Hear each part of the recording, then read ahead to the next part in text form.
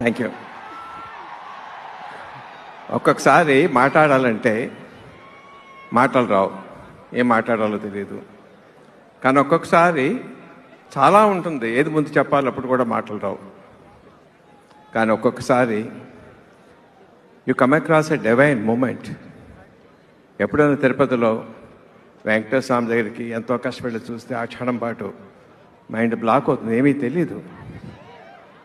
ఒక్కొక్కసారి అనుకోకుండా హిమాలయ పర్వతాలు చూస్తే అదే అనుభూతి వస్తుంది. సకృతిగా జీవితంలో కొంతమందికి దొరుకుతుంది అనుభూతి.